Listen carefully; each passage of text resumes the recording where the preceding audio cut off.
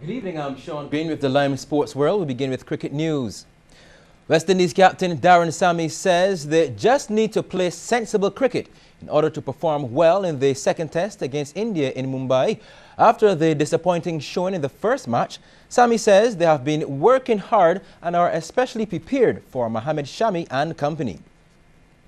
We all admitted that we are a much better team than what we displayed in the first test. So it's about us putting it right together out on the pitch, and we're looking to put a much improved performance in the second test. In fact, all throughout all the practice sessions, we've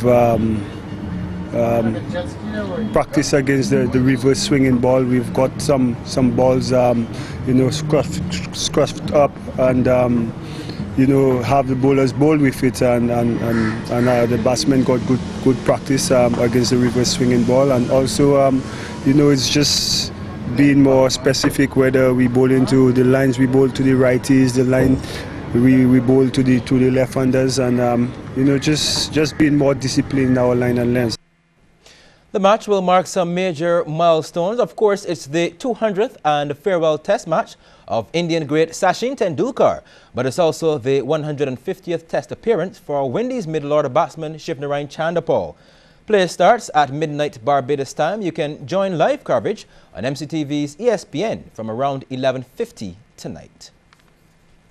More cricket news later, but first some netball. The defending champions Graydon Sealy will come up against Queen's College in tomorrow's final of the Barbados Secondary Schools Under-19 League competition. In semi-final action yesterday at the netball stadium, Graydon Sealy got past Springer Memorial, while QC stopped Lodge. Marsha Boyce was there. Lodge in blue and white up against Queen's College. A place in the Under-19 final was at stake. Goal shooter Simone Gemant up and in over Ashley Marshall.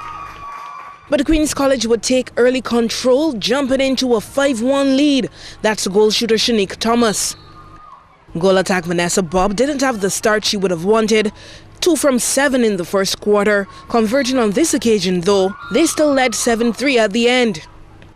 Second quarter action, some faking by Thomas. She converted 14 of her 26 attempts in the game. QC really took it to Lodge in that second quarter, not allowing them to score a single goal while putting away 7 of their own. Bob scored 7 from 16 overall. They were up by 11 at half-time, 14 goals to 3. Lodge interchanged the shooters for the third quarter, with Gemant going to goal attack and Trishan Dean to goal shooter. This would be their best period. Dean ended with 3 from 7 in the game, Gemant 7 from 10. But Marshall continued to frustrate them in the circle. Good defensive work coming up with the interception.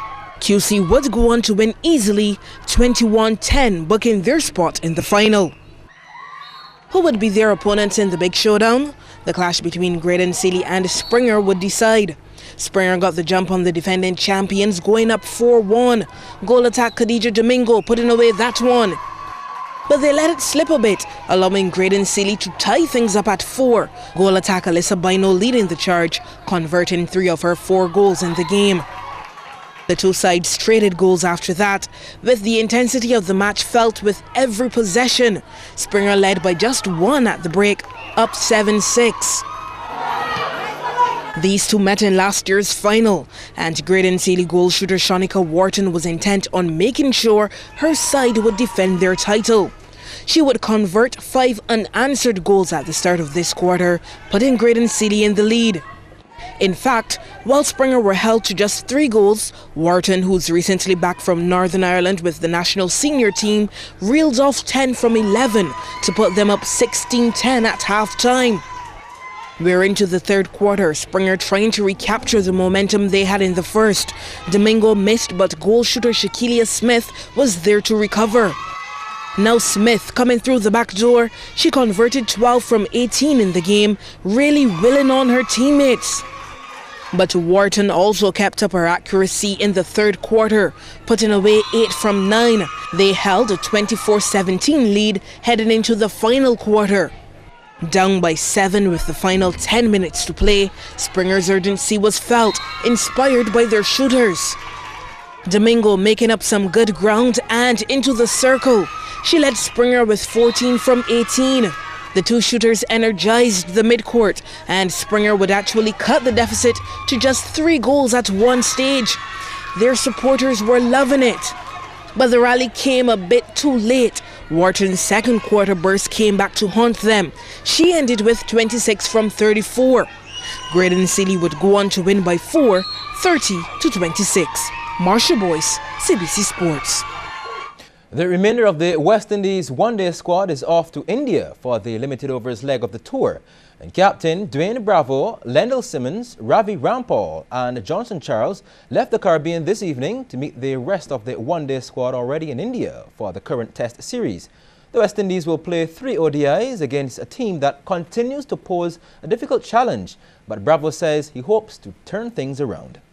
Lately we did not have a good one-day series versus Pakistan, but you know, a couple of times we went against India and Sri Lanka, so we believe in ourselves, we believe in a team that we have a very good, well-balanced squad of senior players, and most of the players have done well in India recently, so I think that that's some positive we can take out of it. Like I said, looking at the one-day series with India and Australia, obviously it was a high-scoring series. It's going to be 3 different venues, so we as players not sure what to expect, but for me as the captain of the team, I will ensure that the team go out there and give 100%. I'm definitely one believer that I could actually lead the team to winning ways, and once everyone pull their weight and senior players take responsibility and everyone play their part, we will do well. The first ODI game against India bowls off on the 21st. St. Matthews dismantled yet another team in this year's Guardian General Herman Griffith Primary Schools Cricket Tournament as they topped Zone D2 with a perfect 7-0 record. Holy Innocents were their latest victims, losing by 233 runs. St. Matthews batted first and made 236 for 2 in their 25 overs, with half centuries from Kwame Patton.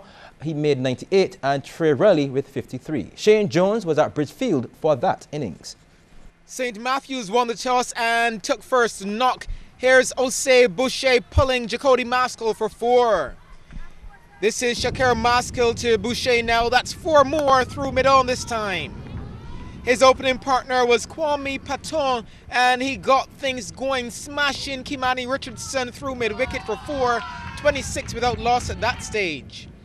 Boucher was still going here, helping himself to 4 more. But then Richardson got the breakthrough, or the roll through, whichever one you want to call it. Boucher bowled for 24, St. Matthews 52 for 1.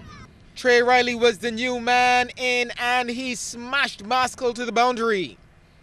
When Riley cracked this long hop from Khalil Greenwich for 4, it took St. Matthews up to 102 for 1. Riley still on the go, that's another 4 behind square, pushing the total to 135 for 1. Then look at this, a push into the offside for a quick single, and with it, Patton brought up his half century, and boy, did he celebrate it. Yeah, he was in the mood. Very next over, he lifted Maskell over the ropes for the maximum. Then it was time for Riley to join him. I really don't know how many boundaries they hit in that region, but that particular one took him to 50. Well played. But then Riley had to go, bowled by T. Shane Jones. What a wonderful name. Gone for 53. St. Matthews 193 for 2. Then on the very last ball of the innings, Patton needed 6 to reach his century.